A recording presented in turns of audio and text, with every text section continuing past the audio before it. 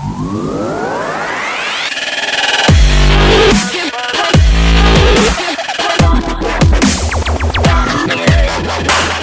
what's good YouTube? It's Rainford Team Arsenal back with another video. And as you can see right now, we have a deck profile for you guys in my first place Trap BA deck profile from this previous Cough Cup where I went X1 and took the whole thing home. Now before we get into it, remember to like, share, comment, subscribe to your friends about us. At the time of recording this video, we have over 300 subscribers and we'll be having a subscriber giveaway right after this video, so make sure you stay tuned for that. So without further ado, let's get right into it. Start off with the matchups. There was 3 rounds of Swiss and 2 rounds of Top Cut. In the first round we played against Pure Tri Brigade, where we ended up going 2-0. Easy sweep on that one.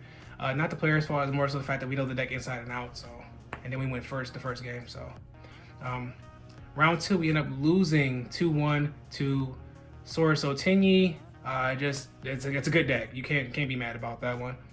Round 3 we actually ended up playing against Altergeist, who were also X1 at the time. Pretty surprising, but we ended up winning that one 2-0.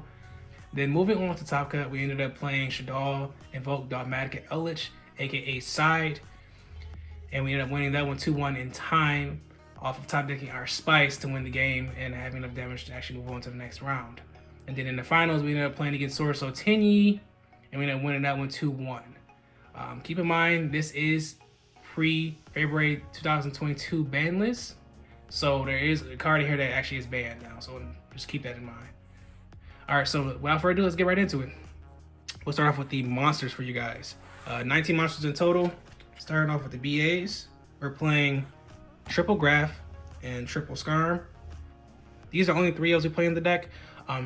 Graph is our special from the deck. It basically pulls out any BA you need from the deck to the board. Skarm is basically the same thing except for especially to the board, especially it actually adds to your hand. So basically our searcher and our extender in a sense, or our starter. Well, depending on how you will see that one.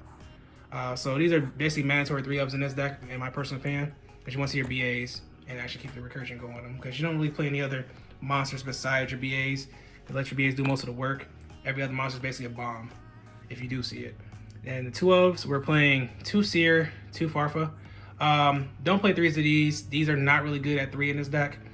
Preferably 2. 1 is you kind of risking it, but you can try it out with the Farfa, but definitely not the Seer. Specials, our monster from the graveyard is basically extender for us, and this is basically our best defender when you have Beatrice on the board to basically banish a monster to the end of your opponent's turn.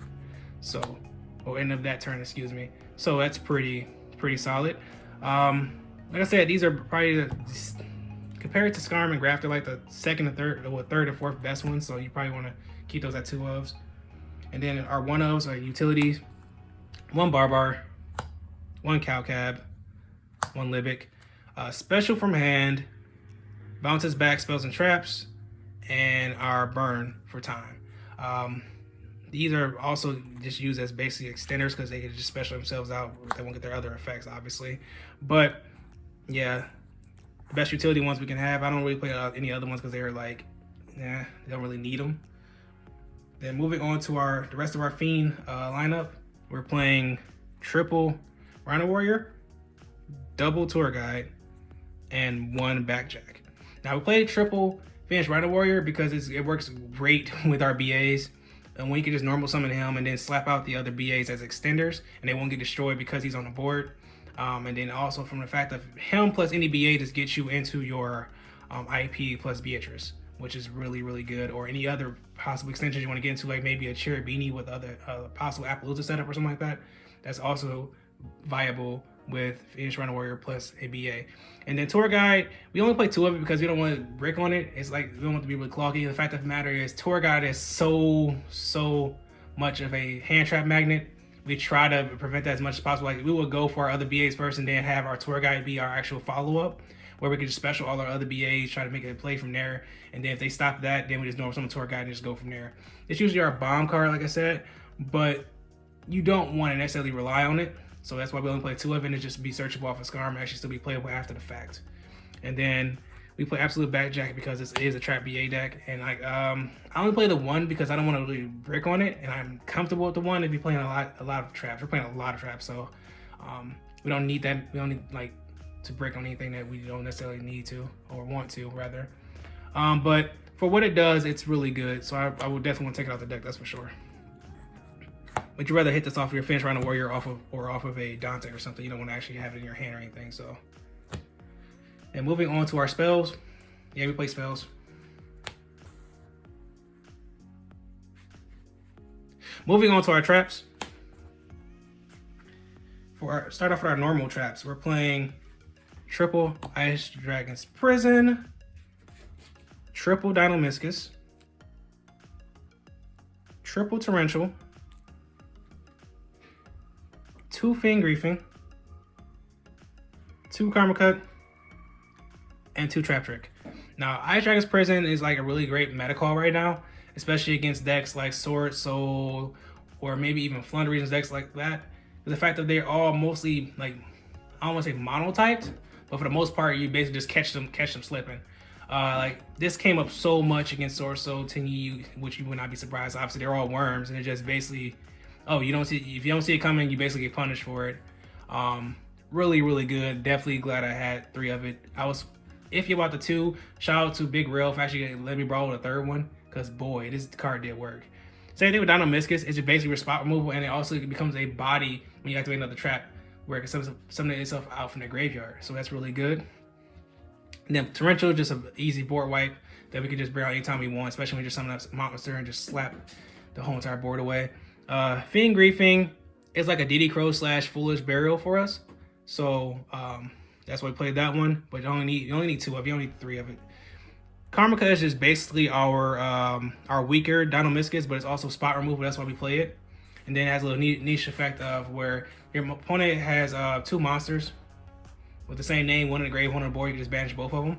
So it's like Ice Dragon's Prison in that sense. And then Trap Trick is our way to get to all of these traps, basically.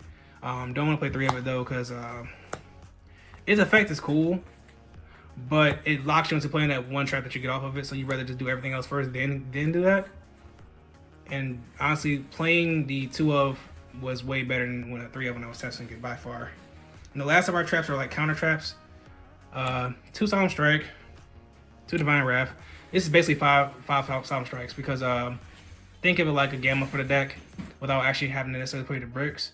It's also pretty niche with this Divine Wrath, where in fact you can discard cards from your hand, so actually get your BA's plays going. Spot removal and hard negation that cannot be countered unless they got, like, you know, maybe a judgment or something. So that's it for the main deck. 40 cards, 19 monsters, 1 spell, and 20 traps. Now moving on to the extra deck. Start with the XYZs. Double Dante. It's a BA deck. 1 downer. You know why that's there. Beatrice. Don't have to explain this either. Zeus. That's why the downer is there. Don't need any more than this. If anything, I would probably add a Levianeer. Not Levianeer, excuse me, a Leviair, the Sea Dragon, to get back our banished materials, or maybe even the Backjack once you use it. But this was fine. This was fine. Had no complaints whatsoever. Especially when you have that little niche ability where if you have a whole bunch of BAs in here, you get special out 2 BAs, go into Dante. Maybe detach, like try to bait your opponent's effects, and then attack with it, downer, Zeus, and you're just breaking their board before you even do anything. Like, if people see that line coming, they're trying to stop you as soon as possible. And if you have a Tour Guide in hand after that, it's just, boy, it's free after that. So that's the XYZs. Links, Gravity Controller. It's for Dante. It's just for a simple a Dante play where you put Dante in the extra monster zone, detach Graph Seer and stuff like that. Or if you just want to play it safe and not want to detach or anything at all, you just put a Graph and any other BA or whatever case may be under it. Slap it up there, link it away for Gravity Controller, and then you just basically get Beatrice from there. It's a way easy way to cheat it out. Link 2s, Double Cherubini, 1 IP, 1 Phoenix, Verte, you know where I'm going with this. 1 Unicorn, 1 App, and 1 Boral Sword. Now these are all basically utility. Especially the IP is just more so for our end board where we go IP Beatrice. That's usually our best board, unless we have the nuts where we can just go Appaloosa Beatrice or anything like that. But the safe play is usually IP plus Beatrice. Cherubini, you can get away with playing the 1. You don't necessarily need 2 of it, but it helps you get to any of your BAs and actually further extend it, possibly going to your Bulbasaur when you go second. So that's why we play that. This is for the IP problem card, so there's no questions asked about that. And Verte is for our last card in the extra deck, which is DPE.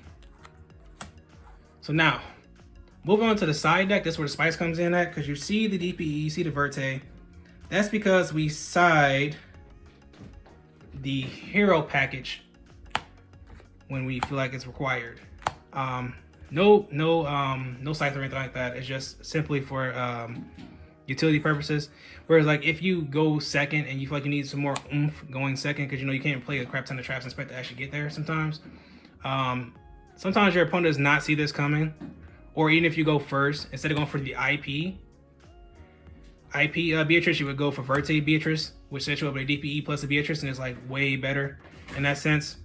Like I said, they don't expect it to come in, then they don't see it coming in. On top of the fact of it's just so much better, so good when you just basically draw 2 off of after the resolution of it. That's what actually won me a match against Side and Top Cut. And then the rest of spells: triple Dark Blue No More, triple Twin Twister, double Lightning Storm, and 1 Harpy's Feather Duster. Now, this is basically for against big boards. We just can't, because our deck is obviously not built necessarily to break boards on our initial play. It takes time to do that, and we basically grind our opponent out. So Dark Blue No More allows us to get our board set up, break the board if we can, or if worse come to worse, just literally slap this down, go into a Zeus play, and then break the board, and then set up our own board after that. Twin Twister, we just hate back row. Lightning Storm is great to be paired with Dark Blue No More, but we also play the Harper Feather Duster over the third Lightning Storm just to play it safe, because we really just don't want to lose the back row. Surprisingly enough, the deck definitely does have problems with back row sometimes, so you definitely just want to be able to side against it. And Twister is probably the superior way to do it, because we can discard our BAs and keep our plays going. And then for the rest of the side deck, just double Judgment when we go first, and there's the IO when we go first as well. That's usually the DPE and Imperial Order and Solemn Judgment come in when you go first, because sometimes they don't respect it or expect it. So if you slap down a Judgment plus an Imperial Order and a DPE, usually it's harder for other decks to get over it. So that's why we do that. So it's been Ram Team Arsenal signing out. Peace and have a great day. Hi guys, it's Bunny from Team Arsenal. As always, thank you for watching our videos, and always remember to like, comment, share, and subscribe. Thank you guys. Bye.